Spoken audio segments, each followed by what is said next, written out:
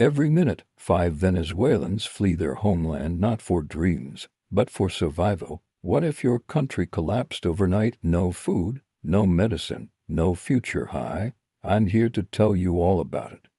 When I first arrived in Venezuela in 2017, it was a country in crisis. The economy was collapsing, hyperinflation, shortages of basic goods and services. People were fleeing violence and repression. They crossed jungles and freezing mountain passes, not knowing if the next country will welcome or reject them, and it seemed like no one cared.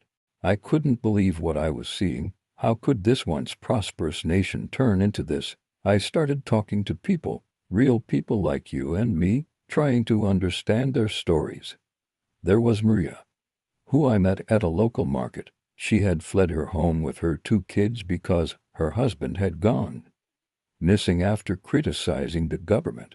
Then there was Carlos, a former doctor who had been forced to abandon his medical license because it was no longer valid due to the hyperinflation. And I'll never forget Jose, who I met on the streets of Bogota. He had walked barefoot for months to escape the violence in Venezuela. Their stories broke my heart.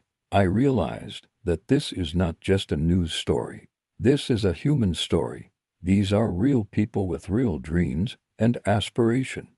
They just want a better life for themselves and their families. Since then, the situation has only gotten worse. More than 7 million Venezuelans have had to flee their country, seeking refuge in neighboring nations and the United States.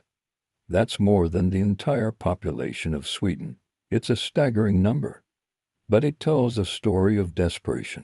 People are risking everything to escape a collapsing economy, widespread poverty, violence, and a lack of hope for a better future. Many are risking their lives crossing the dangerous Darien Gap, a lawless region between Colombia and Panama known for its deadly drug cartels.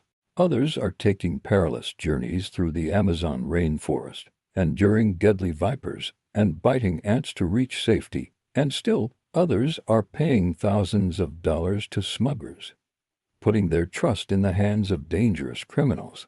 And while the international community has made some efforts to address the crisis, it's not enough. We need to do more. We need to help these families rebuild their lives. We need to ensure that they have access to basic services like food, water, and medical care, and we need to protect their rights. What would you do if the world stopped noticing your suffering? The Venezuelan people